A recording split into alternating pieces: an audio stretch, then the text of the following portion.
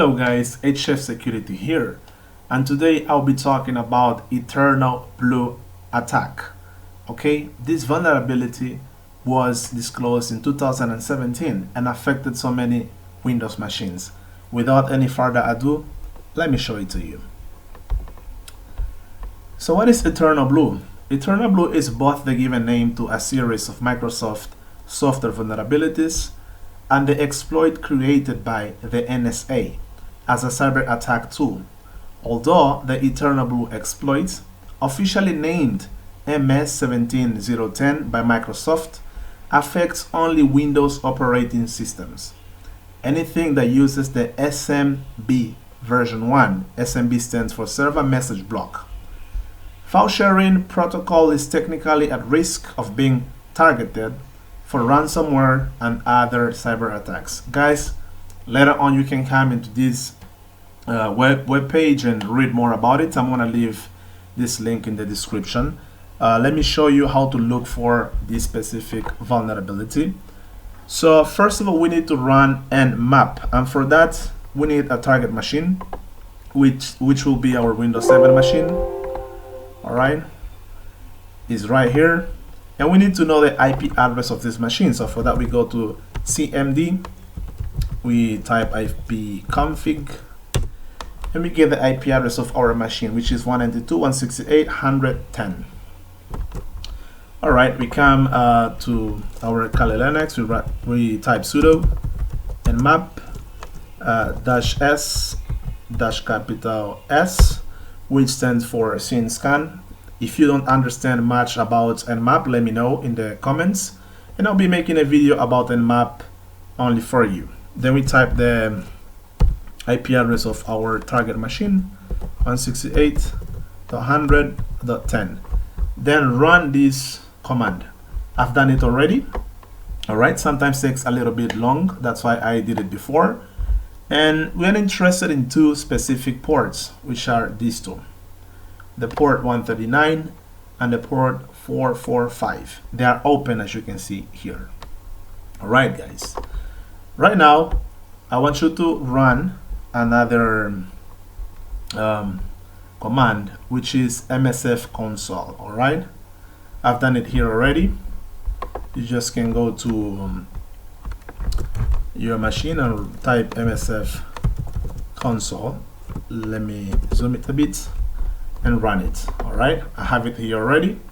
And then go to search EternalBlue. As you can see, we have auxiliary modules, and we also have exploits. So these auxiliary modules are scanners that will allow us to scan the target to see if that target is vulnerable to that specific exploitation.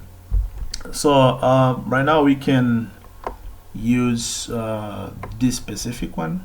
You can copy. All right, copy selection, then type use, and then you paste. As you can see, it was already chosen here.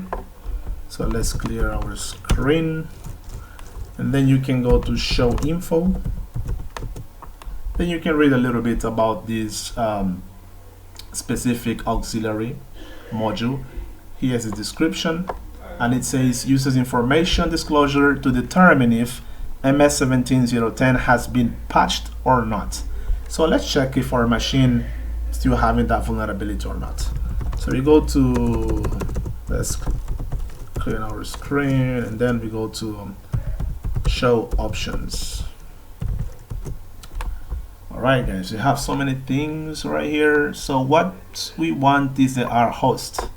Our host is the target host, alright, which is the IP address of our target host. And if you remember, we went to our Windows 7 machine and we saw the IP address right here.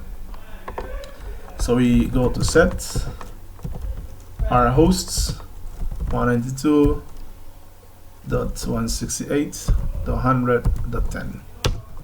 All right, you go to show options, and we can see that it is already set, and we have the R port as the 445, which is the one that we want.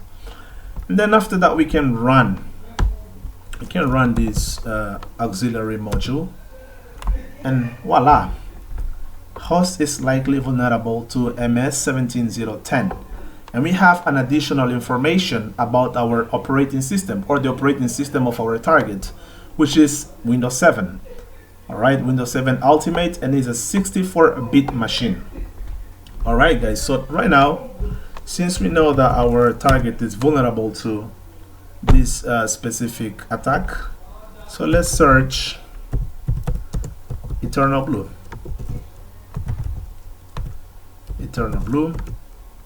And then let's use this exploit, which will give us the access to that machine. All right, let's use number 3. We can copy, and then you type use, you paste. It was already selected, as you can see right here. So we show options.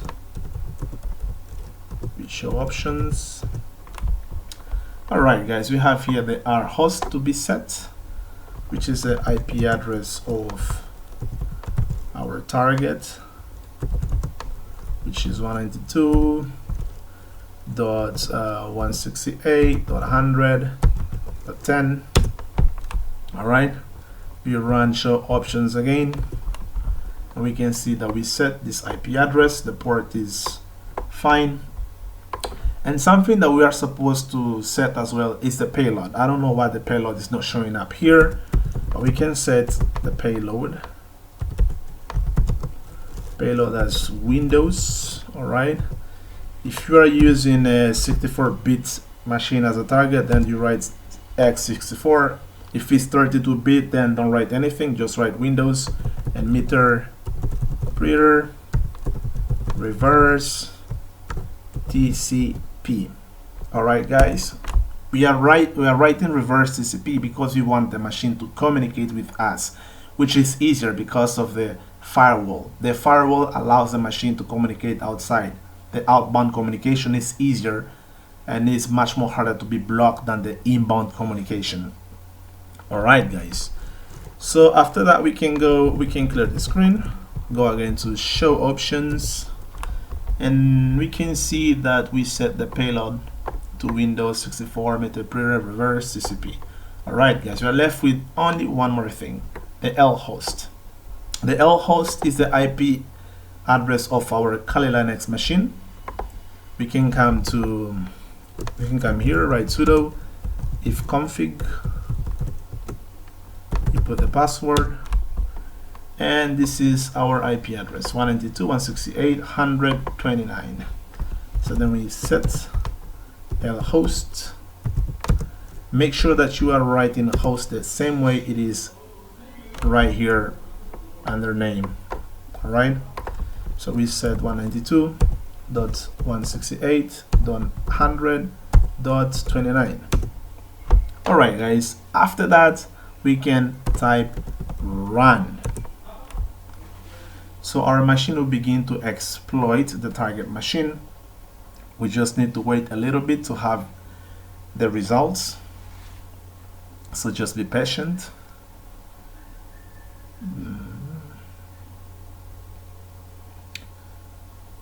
Alright guys, as you can see, we managed to get into the machine.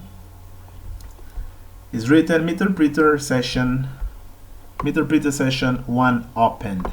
You can see this is our IP address, alright, and this is the IP address of the target machine. And then we have a beautiful message saying win, which means that we managed to get into the machine. So we have the meter preter reverse shell opened. Alright, we can do get UID, which stands for get user identity, and we are the system, which is the highest level account on Windows machines. Alright guys, we can even run the shell. Alright, we can do cd. Alright, you can go to cd user, or maybe cd users if there is users there. Alright, there is. We can go to directory. We can find that they have this account called Haziel. So we go to cd Hazel.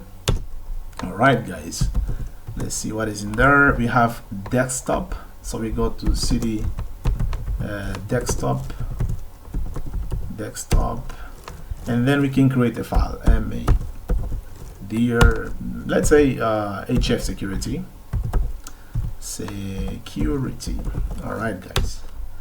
Then if you go to directory, we have a new file named hf security. Now let's go to our Windows 7 machine, which is our target. And as you can see, guys, we managed to create a new file, hf security, guys.